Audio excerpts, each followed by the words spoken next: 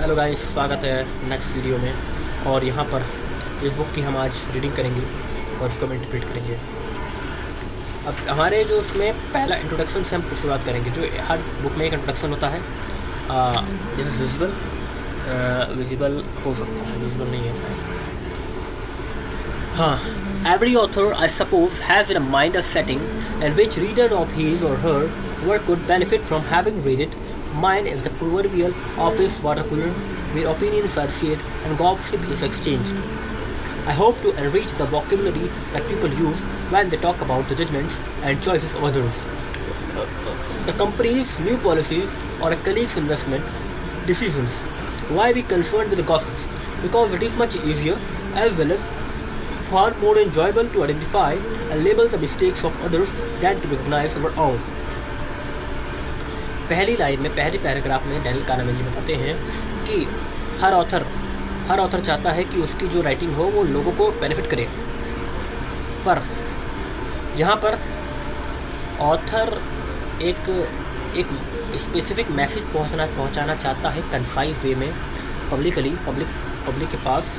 But यहाँ पर Daniel कानमैन जी कहते हैं वो एक ऑफिस वाटर कूलर कॉन्वर्सेशन की तरह बिल्कुल आम भाषा की बोलचाल में वो इस नॉलेज को आप तक पहुँचाना चाहते हैं। Where opinions are shared and gossip is exchanged. और ये उस वोकेबुलरी को बढ़ाना चाहते हैं जो जजमेंट्स और चॉइसेस के बारे में, जो साइकोलॉजी में जजमेंट्स और चॉइसेस हैं, उसको आपको समझने में मदद करें। उस चीज़ की वोकेबुलरी के बारे में। वोकेबुलरी कैसे, जैसे कि आपको पता नहीं होगा ह्यूरिस्टिक्स क्या होता है, बायसेस क्या होता है, और आप प्राइमिंग क्या होती है, अवेलेबिलिटी क्या होती है। ये कुछ वोकेबुलरी है जो कि डैनियल कानमैन ने दी है। तो वहाँ पर ये बात डैनियल कानमैन बता रहे हैं। द कंपनीज न्यूज़ पॉलिसीज़ और ये गॉसिप के बारे में इसलिए क्योंकि ये बहुत आसान है। सिस्टम 1 से काम करते हैं ना, तो ये बहुत आसान है। तो इसलिए डैनियल कानमैन जी ने इसको एक वाटर कूलर कॉन्वर्सेशन, बिल्कुल इनफॉर्मल कॉन्वर्सेशन की तरह इस बुक को लिखने का प्रयास किया है। तो to be a good diagnostician, a physician need to acquire a large set of labels for disease, each of which binds an idea of the illness and symptoms, possible antecedents and causes, possible developments and consequences, and possible interventions to cure or mitigate the illness. एक डायग्नोस्टिशियन, जब भी आप किसी के पास जाएंगे, dentist के पास जाएंगे, तो वो डायग्नोसिस पहले आपके टीथों की करेगा, आपके दांतों को डायग्नोस करेगा कि क्या प्रॉब्लम है और क्या वो बेहतर इलाज कर सकता है। उसके पास एक large set of labels of disease होता है कि वो उन्हीं लेबल्स में से वो आपको डायग्नोस करेगा कि उन लेबलों में से आपको कुछ बीमारी है या नहीं। और उनमें से हर बीमारी एक प्रकार के थॉट्स का एक मिक्सचर होता है कि ये आइडिया, बीमारी में ये हो सकता है, ये है पॉसिबिलिटी है, ये सिम्टम्स होते हैं। ये एक आइडिया का बाइंड्स एन आइडिया होता है। और वो आपको possible interventions, cure, mitigate the illness, और उसी के नॉलेज के हिसाब से वो आपके बीमारी को ख़त्म करने की कोशिश करेंगे। A deeper learning medicine consistent part of learning in the language of medicine.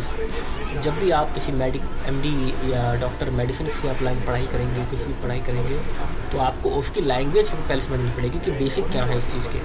जैसे कि फिजिक्स समझने के लिए पहले उसका एक वोकेबुलरी दी जाती है कि ये है, जैसे कि फोर्स हो गया, फ्रिक्शन हो गया, ऑक्सीलेशन हो गया, रेजोनेंस हो गया, ये सब चीज़ के आपको वोकेब्स दी जाती हैं जो कि लैंग्वेज है। और इस लैंग्वेज को, ऐसी लैंग्वेज एक बुक में भी यूज़ करी गई है। A deeper understanding of judgments and choices are also require richer vocabulary. और इस लाइन में a deeper understanding of judgments and choices also requires a richer vocabulary. जो भी हम judgments and what is this judgments, a deeper understanding of judgments and choices also requires a richer vocabulary। जब आप इस किताब में judgements को सीखोगे, चॉइसेस को जानोगे, तो उसको समझने के लिए भी कुछ वोकेबुलरी चाहिए। वो वोकेबुलरी चिंता करने की बात नहीं है। डैनियल कानमैन ने इस किताब में 30-40 साल की मेहनत को इस किताब में बना रखा है। Thank you watching this video and we will cover this next part in next video. Okay, thank you.